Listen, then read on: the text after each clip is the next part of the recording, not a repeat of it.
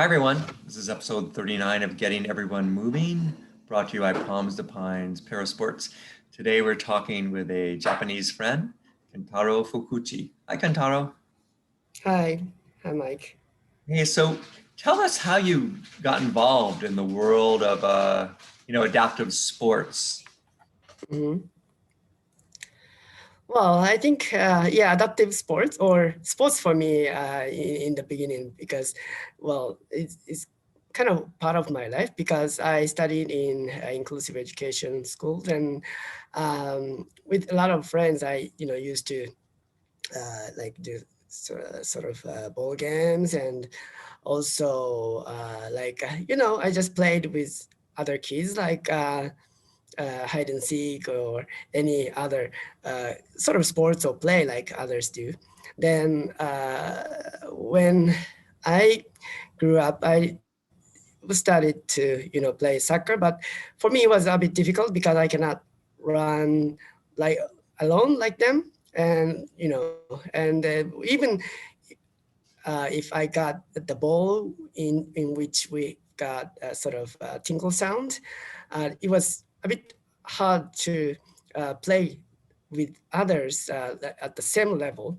But when I was in high school, I experienced blind football, which is all the athletes, all the players on the ground have to wear eye mask, Yeah. so that the level is the same.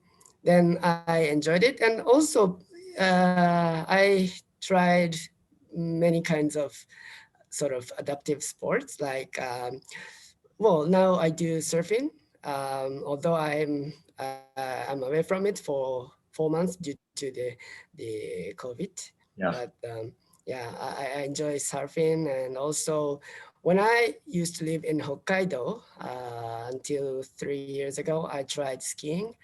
And when I studied in United States, like in 2006, I joined like a skiing camp near Denver, Colorado, Yeah. and I tried cross country skiing with the American blind friends. And yeah, so basically I try a lot of sports, and yeah, I also tried wall climbing. Does it make sense? Like Uh, it's not like rock climbing, but we climb up the walls. It's like a bouldering. yeah. In Japan, we have blind wall climbing activities, and I joined it.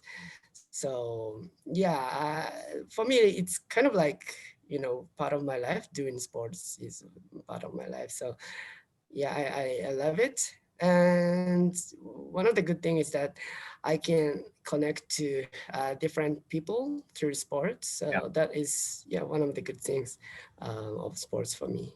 Yeah. How do you surf though? Yeah. How does that work? Well, I have, I go to the sea and I have sort of an assistant, and he or she finds good wave to go. And, he or she said, go. And I just paddle myself and after I sort of get on the surface of the wave, I can feel that the board is like running smoothly on the surface, and then I take off and I stand up on the board, and after that I just let the board how can I say, run smoothly on the Yeah. wave. And I turn, when I want to turn, like I look right side or left side. It's Yeah. to turn on the surface of the wave. I'm still practicing though. Yeah. Yeah, it's kind of, well, uh, super fun to surf on the surface of the wave. I can feel very free. Yeah, but yeah, one thing is that I cannot identify which wave is good or which wave is not very Right. good. So I have to depend on that point. But otherwise, I can enjoy surfing on the waves. So one of my friends out here has almost total blindness, and he Mm-hmm. does archery. I mean, extremely well. Mm-hmm. He does cycling. Mm-hmm. He doesn't let anything really stop him. I mean, if he wants to do something, he'll do it. Do Mm-hmm. you? kind of approach life the same way? Yeah. Basically, I try everything that I want, and but to do it systematically, I need to participate in sort of activities or group to have enough support. But otherwise, I try so many things. Like when I was a student in university, I tried to riding on the motorbike. It was a bit dangerous, but I tried it because I just wanted to experience it. Yeah. So yeah, and nothing stops me Have, trying so this kind of challenge. have you had support, from your family? Did they ever say to you, "Hey, Kentaro, no, don't do that," or have they always said, "Okay, go out and live your life"? Yeah, my parents didn't stop me in that way, and when I was in elementary school, like I had my friends, my friends visited me to play with me in near my apartment, and we went outside, and you know uh, we run around out of the apartment, and sometimes it could have been very dangerous to from certain point of view, but my parents didn't. Well, I'm sure that they were worried, but they didn't stop me for that. Like they just said to me like, "Be careful," but they didn't stop me. So like when I yeah, that's true that I got injured for several times, but it didn't mean that should be restricted from those kind of activities. What I have to do is to be more careful to protect myself, but my parents didn't stop me, like just to avoid this kind of danger. But you've lived in a number of other countries and you speak a number of other languages and you're studying. Mhm. What kind of career have you had? What have you done? Yeah, in terms of your career. Well, yeah, I was born in Osaka, and I went to University of Tsukuba, which is near Tokyo. So I left my hometown when I was in 18 years old. Then when I was in the third grade of my university, I went to study in US and Thailand. And in United States, I studied 1 semester in Georgetown University. Then after that, I did sort of internship in an independent living center in Virginia. Then I went to Thailand to pursue another internship with an organization of persons with disabilities in Thailand. Then after that, I joined an NGO, like a disabled people's organization in Japan to observe the sort of drafting committee of UNCRPD. Then I came back to Japan. Then I started to work with Japanese Red Cross Society. Then while I was working with Red Cross, I started my NGO with my Sudanese friend. And one of the vision of or mission of our NGO is to create society with Sudanese colleagues to the society where persons with disabilities can participate in every stage of life, like education, employment, sports, and recreation. Then within that project, we introduced blind football to Sudan. Then I worked with Red Cross for 3 years. Then I left Red Cross and I went to Sudan for our project in Sudan. And in our project, the main purpose of the project was to coordinate the project to have sort of Braille training course for students with visual impairment in regular schools and also Quran school, because many of them learn or memorize Quran to get sort of religious leader job. So we coordinated Braille training course with our counterpart, which was the blind school teachers. Have, Then, yeah, mhm. go ahead. Go ahead.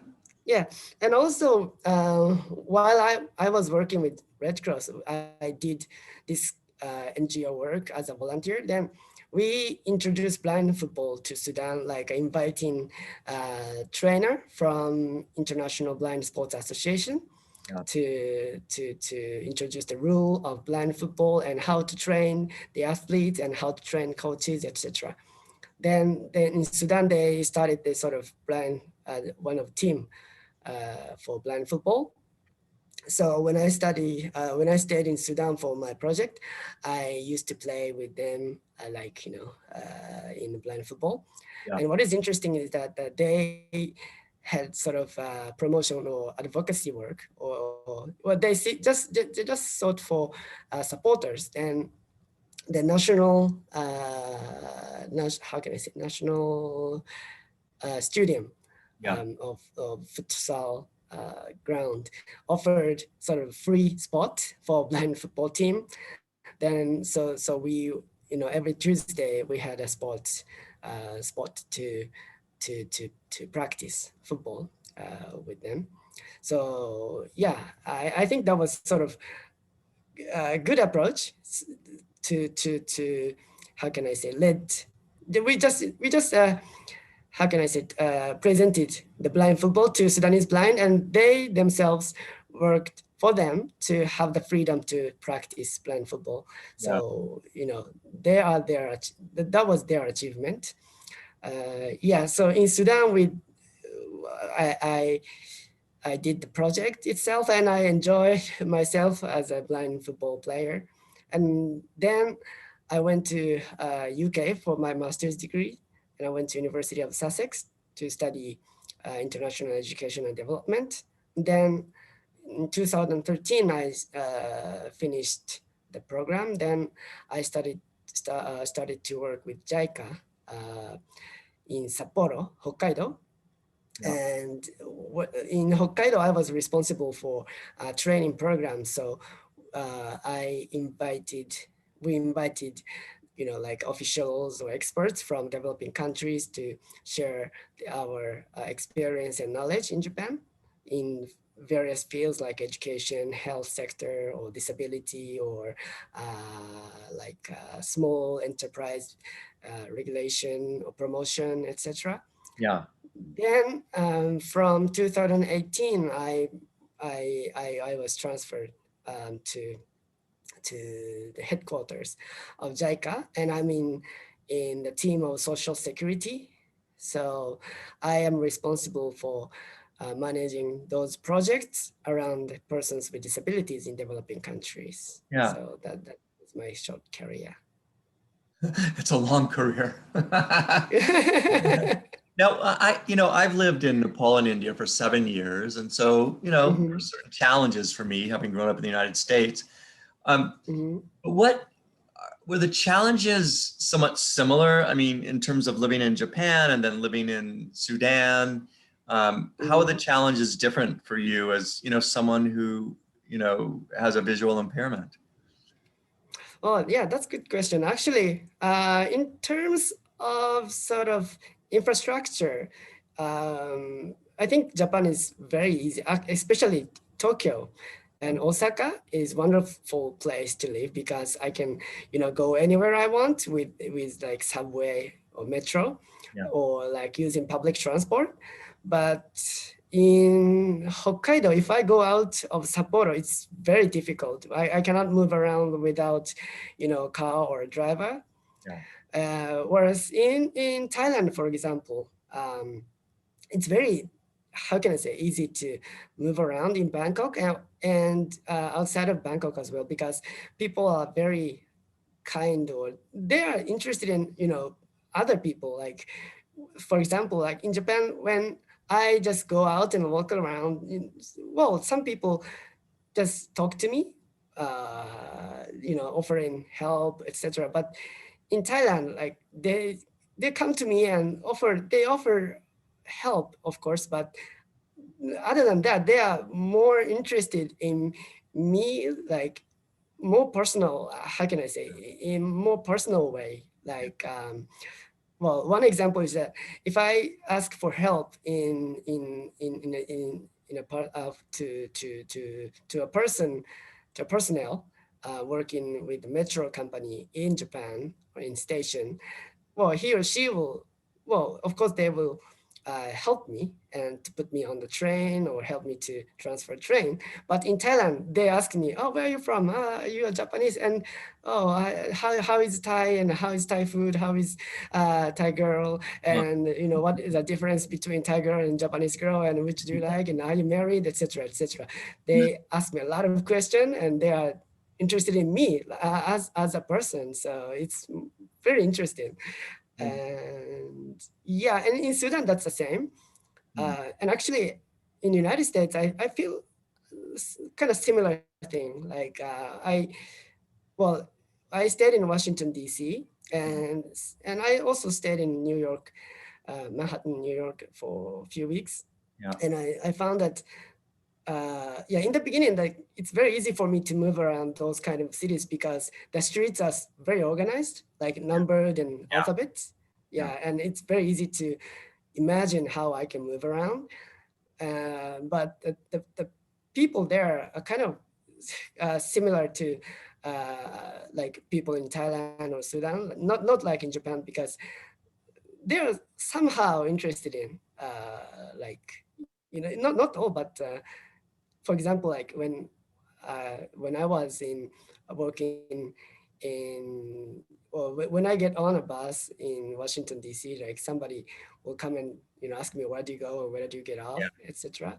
Yeah. And I I had one very funny experience in New York City.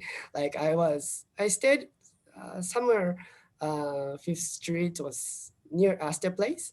Yeah. Then when I was working there, I was asked the way to get to the Astor Place, and it's my first experience ever, my first experience ever that the sighted person asked me the way to get somewhere. And yeah, and actually it happened to me in Sapporo, but it was like a kind of drunk guy. Yeah. One drunk guy asked me where his hotel is, but hotel was, but it's kind of the point is that the infrastructure in Japan is super, but in Yeah. terms of total societal help, I think Thailand or Sudan or United States have different aspect than we don't have, if I Huh. have one in Japan. Yeah, that's very interesting. Huh. You know, so you're hosting the Paralympics and the Olympics, of course, Hmm. in a number of months.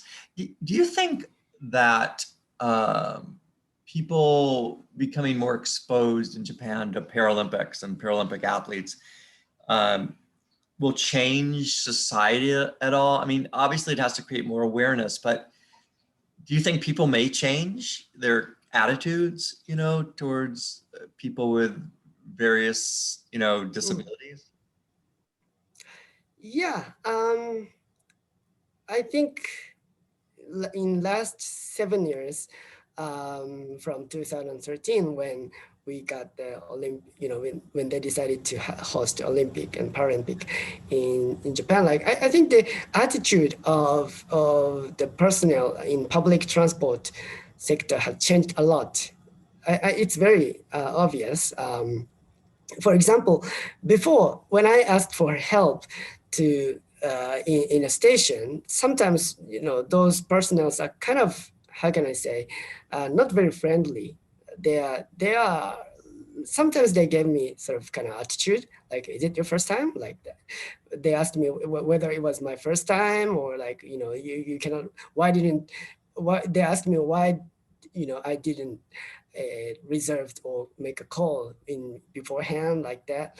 But now they offered help from them. So I'm not sure whether the basic attitude has changed or not, but at the service level, I feel like the attitude of the personnel in the public transport changed a lot for the Olympic and Paralympics. Yeah. And yeah, but what I'm worried is that, because in Japan, we have sort of kind of, I don't know, intense debate whether to host Olympics and Paralympics under COVID-19 world. So, well, it's true that the Olympics and Paralympics made the change in terms of the societal or environmental situation to host, Paralympians or persons with disabilities around the globe. But if those, Olympics and Paralympics are not welcomed by Japanese people, I'm worried.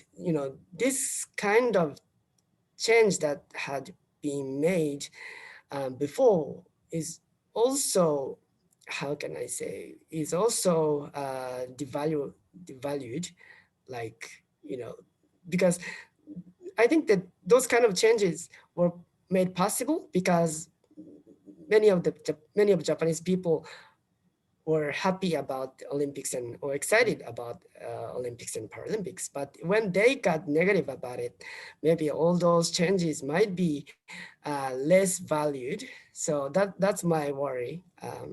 Yeah, at this moment. Yeah, the question, I've spoken to a couple of other people, one Japanese person, another guy named Mark Bookman, he lives in Japan. Oh yeah, I know. You know Mark? Yeah. Yeah, I know him. And, Yeah. it was interesting to kind of talk about, will the Paralympics make that much of an impression on Japanese citizenry?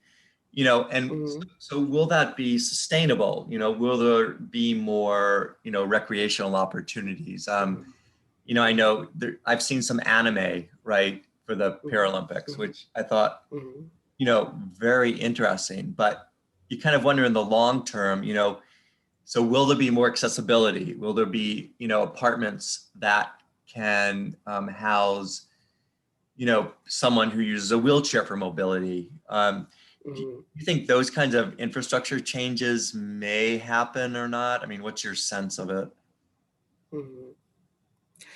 Yeah, infrastructure itself, well, has changed. Like a new, like how can I say, new facilities built for Olympics and Paralympics are followed by like a new infrastructure standards, which is compatible with the Paralympic guideline, hosting guideline. So in that sense, I think that is, in terms of infrastructure, that's sustainable, I believe. But in terms of attitude, I'm not. I'm not like simply positive because, well, even before the COVID-19, the Olympics and Paralympic related promotion was more or less attracted sort of debate because in Paralympic, those persons with athletes with disabilities have sort of, they worked very hard, of course, and they have sort of a physical ability. Yeah. So there is sort of argument saying that the discourse around Paralympic make the athletes of persons with disabilities as a standard, then it might exclude others, like so, let's say normal persons with disabilities. Like and sometimes it might end up in criticizing them not to work hard enough, like athletes with disabilities. So yeah, actually after London Olympic, the Paralympic, this was also pointed out by research. Yeah, the research, pointed out at the discourse saying super cripple. Like, yeah, you know it. But So we'll see kind of what happens, but hopefully attitudes will change. So I want to get back to blind football. Are there a number of clubs in Japan? Yeah. Actually, yeah, there are I think 20 or more.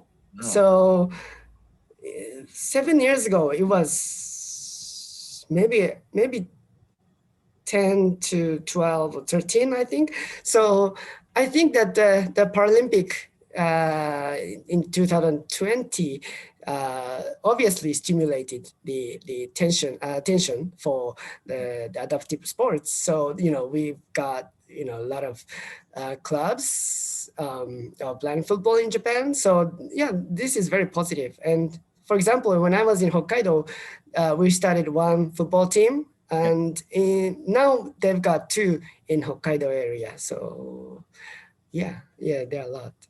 That's great. I've seen go ball played, and Hmm. I don't think I really want to play. That ball is so hard. I think, blind football is something. So the ball has bells in it or something. How does that work?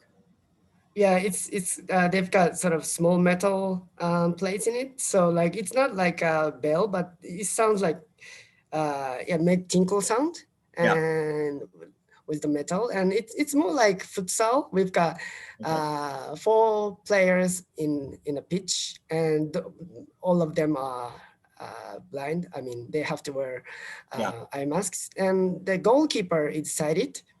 Then we've got one guide standing behind the goal of our the team against us. So they will that he or she, the guide, will guide the forward player Yeah. to identifying the location of the goal um, of Yeah. the other team. Oh, right. Because there's nothing on the goal, right? There's no sound on the goal to let you know it's No, there. So no, it's no, really, no, no, no sound on the goal itself. So that's why we've got the guide called caller. So yeah, the caller, they give the location and also distance, like yeah, and degree, yeah, yeah, to the player. yeah. It sounds pretty challenging. I need to try it though. It sounds like a really fun sport. Um, Yeah. what, um, what do you want to, so, you've been working your whole life, of course, you have graduate degrees. I mean, what are other things that you want to accomplish in your life? Well, yeah, for me, I think in my life, I want to contribute to create to make any contribution toward disability inclusive world. So that's kind of grand vision. So within that, I'm working with JICA for to contribute in terms of development issue. Then we've got sort of training course in Japan related to sports and adaptive sports. We have two programs which invite experts and NGO workers from developing countries to Japan to share our activities around sports and adaptive sports. That's one thing.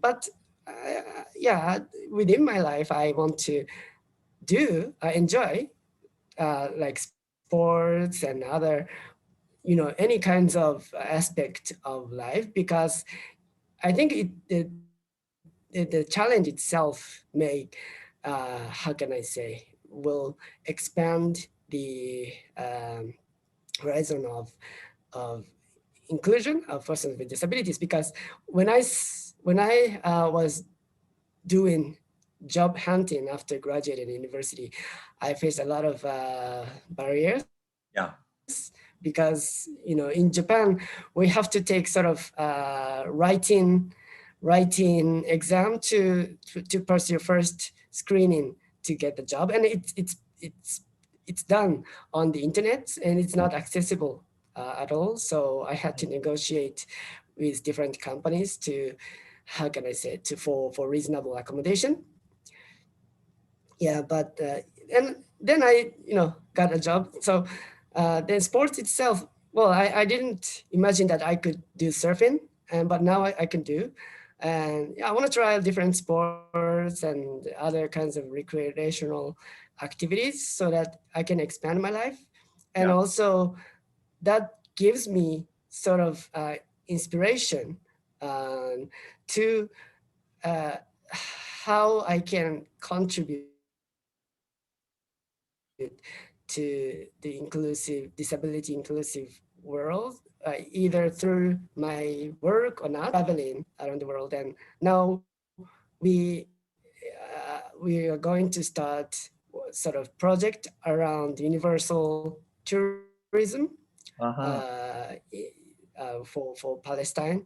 So yeah, that's kind of interesting because I just like to travel and I want to make the tourism universal or inclusive. So yeah, that's the inspiration that is the inspiration that I've got from my life. When you Goal. when you go so when you go to another country, I mean, do you have any fears at all? I mean, it's hard enough. Like for me, when I go to another country, right? Mm-hmm, I have all my senses, mm-hmm, but I'm still, I'm in a very foreign environment and da da da da. But do you do you have fears? I mean, you love to travel, but yeah. mm-hmm. Well, yeah, I have sort of anxiety itself, but I have more excitement, Yeah. more. Yeah, but I've learned to, how can I say, it? Learn to secure, learn to how to keep security for myself. But well, it's still, I feel like I'm alive when I'm struggling in sort of unexpected situation when I travel by myself. Yeah, that's incredible. Um, Yeah. all right, so we're getting towards the end of our interview, and what is a message that you can leave our listening audience with? Yeah, it's just whatever you'd like to say. Okay. I assume that many of the audience are interested in adaptive sports, right? They So are, yeah, but yeah, go ahead. mhm. Yeah, in terms of adaptive sports, I want to say that the adaptive sports is not kind of like a uh, special sports or special arranged domain, but it's one of the property or one of the asset of the Japanese, the asset of the diversity that we have as a society. So for me, adaptive sport is one of the way to expand my life opportunity and opportunity to meet more people. And for, I think for others, like adaptive sports through which I meet, is that the sort of opportunity for those who are not uh, visually impaired like myself, might be an opportunity to meet and to know their to expand their life by meeting with persons with visual impairment or persons with disabilities. So I'm sure that for either you have disability or not, the adaptive sport is sort of platform where you can expand your life experience and to enrich your life experience. So yeah, and that one another message that I want to convey is that the adaptive sports is not only for Paralympic or like top athletes. Yeah, It's like, because it's sports, it should be built in the normal daily life. Because well, I on weekends I play blind football or surfing. Then I refresh myself, and then from Monday I'm very I can go back to work with refreshed mind and body. So well, yeah, that's part of my life. So yeah, yeah, yeah, that's the message I want to share yeah. with the audience. It's great, Kentaro. Yeah, thank you so much. I really appreciate you taking the time. My And pleasure. yeah, thanks again. My pleasure. Thank you so much for this opportunity.